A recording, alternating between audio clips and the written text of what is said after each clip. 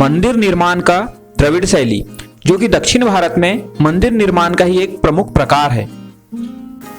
भारत देश में मुख्य रूप से मंदिर 3 प्रकार से बनाए जाते थे, जिसमें नागर, बेसर एवं द्रविड़ शैली है। यह जो द्रविड़ शैली है, चोल शासकों के द्वारा इसको आगे बढ़ाया गया और दक्षिण भारत में बहुतायत में मंदिरों का निर्माण किया गया। द्रविड़ शैली की अगर मुख्य विशेषता देखें तो वह है उसका गोपुरम, जो कि सामने की दीवार में एक ऊंचा प्रवेश द्वार होता है।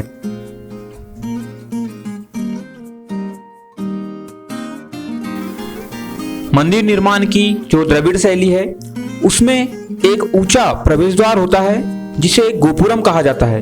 यह गोपुरम कलात्मकता की दृष्टि से भी काफी महत्वपूर्ण एवं मंदिर की प्रमुख विशेषता होती है।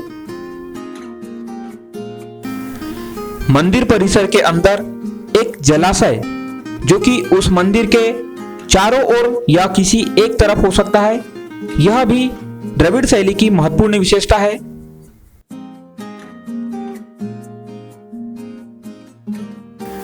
मंदिर परिसर में जलाशय नागर या बेसर शैली में नहीं, केवल और केवल द्रविड़ शैली में ही देखने को मिलता है। मुख्य मंदिर के जो सभा हाल है और गर्भगृह है, यह एक गलियारे के द्वारा जुड़ा होता है। इस गलियारे को ही अंतराल कहा जाता है।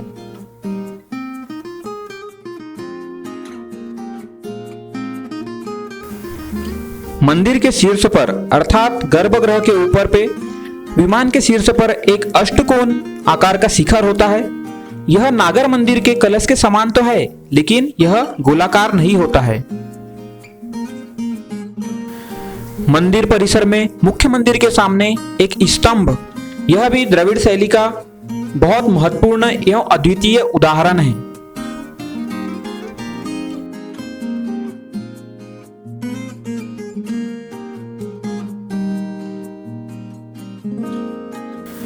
द्रविड़ शैली के मंदिरों में पिरामिड नुमा शिखर होते हैं, जो घुमावदार नहीं बल्कि ऊपर की तरफ सीधे होते हैं। इन शिखर को ही विमान कहा जाता है।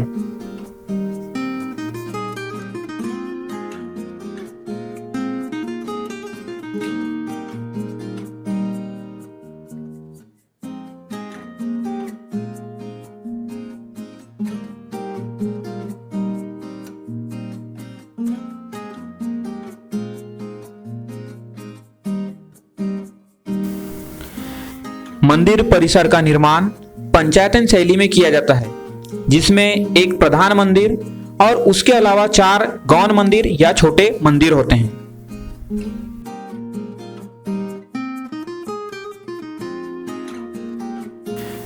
द्रविड़ शैली में मुख्य मंदिर एवं अन्य मंदिर के छतों को विभिन्न कलात्मक एवं संरचनात्मकता से इसे सजाना, यह भी द्रविड़ शैली के जो मंदिर हैं उनकी मुख्य विशेषता है।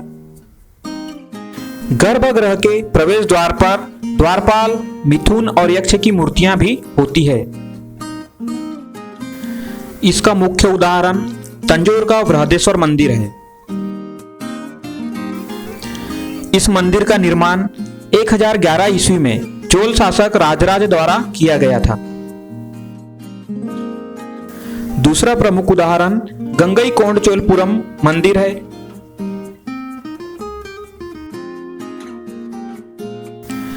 इसका निर्माण गंगा डेल्टा में अपनी जीत के उपलक्ष्य में राजेंद्र प्रथम के द्वारा गंगईकोंडचोलपुरम में ही किया गया था।